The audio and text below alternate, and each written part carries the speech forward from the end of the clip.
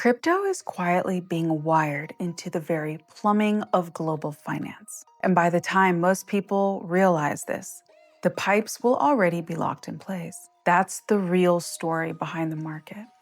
Stocks feel uncomfortable. Crypto feels dull.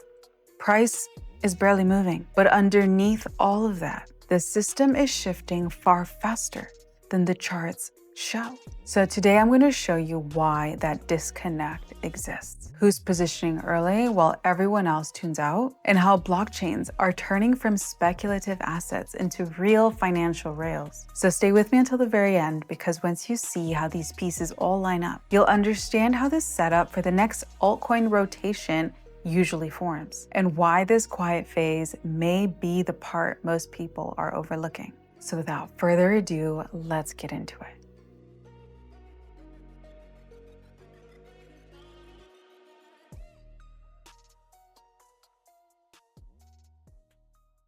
So let's start with the strange part. Risk feels alive almost everywhere, except in crypto. The S&P 500 just printed its highest close in history and is up roughly 42% from the April 2025 bottom. That matters because it tells you one thing. Money is willing to take risk again. Investors are paying up for growth. The market is buying the future. Then you see a forecast like Tom Lee suggesting the S&P 500 could reach 7,700 next year. The number isn't the point. The signal is. Conditions look supportive, and institutions expect that tone to continue. Even sentiment is turning. Headlines like "Stock market says goodbye to fear for the first time since early October" tell you behavior is shifting. When fear leaves the room, position sizing changes. Capital moves faster. So here's the question. If confidence is back and risk appetite is back, then why does crypto feel stuck in the mud? That leads us to the plumbing. Liquidity isn't experienced through headlines. It's experienced through pipes. The US Treasury just bought back $12.5 billion of its own debt, the largest buyback ever. Some call it soft quantitative easing, or QE. But ignore the label. Focus on the mechanics. When the Treasury buys back debt, it changes how cash moves through the system. Dealers feel it. Balance sheets feel it. Collateral flows shift. Think of the financial system like a highway during rush hour. Liquidity operations open new lanes. Traffic moves. That's why markets can feel strangely calm even when nothing big is announced. Liquidity rarely arrives with fireworks.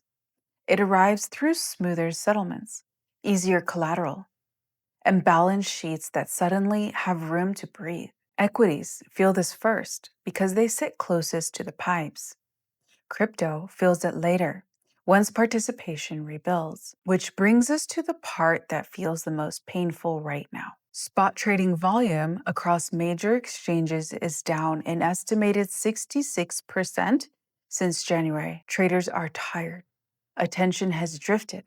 The room feels empty. On-chain data tells the same story. Cointelegraph reports that Bitcoin short-term holders are now sitting in one of the deepest loss zones of the year, prices below their average cost basis. And that's when regret creeps in, dip buying fades, and conviction drains. October and November were messy. December turned into a slow motion grind. These aren't the kind of markets that blow people out. They simply wear them out, day after day, until volume disappears and patience dries up. And that's usually when most people assume nothing important is happening. But underneath the silence, something else is happening. And this is where large players separate themselves from everyone else. SpaceX moved 1,021 Bitcoin this year, roughly 95 million, as part of a broader pattern of wallet consolidation. The transfer itself isn't the story, the behavior is. Treasuries are being reorganized. Custody is being upgraded. Balance sheets are being cleaned up. That's long-term planning, guys, not short-term trading. Bitcoin is now treated like a corporate asset. Once that happens, companies manage it the same way they treat cash, bonds, and equity holdings. with structure, security, and discipline. Ethereum tells us the same story. More than $100 million worth of ETH was accumulated in a short window by institutional players. At the same time, a single wallet staking 25,000 ETH is not chasing a bounce. Staking is a commitment, a yield strategy, and a multi-year view. Retail, the 99% of everyone in the market, sees exhaustion, and they are exhausted. Institutions, however, in smart money, they see opportunity. And hopefully you do too. Now let's talk about the rails, because this is the part that rewires the entire financial system. DTCC clears and settles a massive share of US stock, bond, and ETF trades. It's the backbone of market plumbing.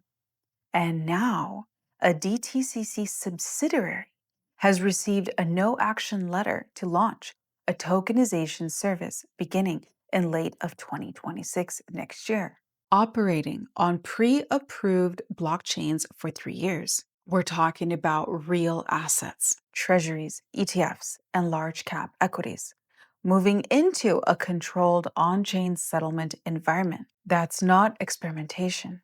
It's infrastructure.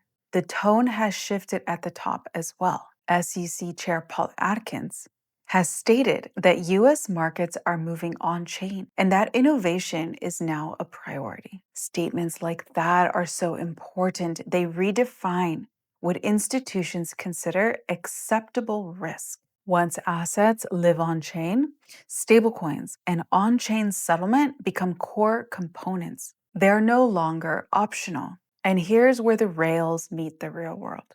YouTube now allows US creators to receive payouts in PayPal's dollar-backed stablecoin, PYUSD. PayPal handles the infrastructure.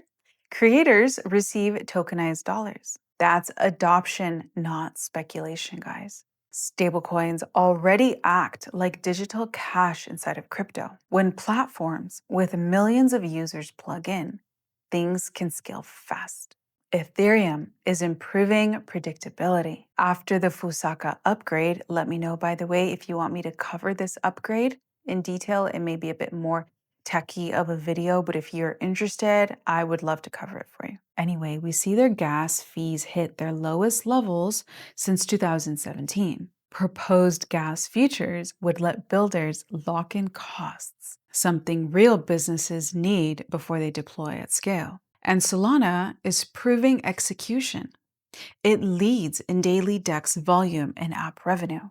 Institutions rolled out tokenized commercial paper, tokenized gold, and new liquidity funds around Breakpoint. Coinbase expanded trading across the ecosystem. Tokenization is clustering around chains that are fast, cheap, and reliable. Crypto is becoming usable infrastructure before price reacts. So remember, Altseason doesn't begin because charts look pretty. It begins when liquidity conditions change. And we see Ben Cohen notes that the alt BTC pair can remain weak into year end, just like last cycle, when altcoins didn't bottom until after quantitative tightening ended. QT, or quantitative tightening, drains liquidity. Smaller assets feel the pain first. So a weak alt BTC during a drain is normal. The others, dominance, sits near long-term lows. That means capital has already left the riskiest part of the market. Exhaustion, not euphoria. And that's how cycles unfold. Positioning resets first, liquidity shifts second, and price moves last.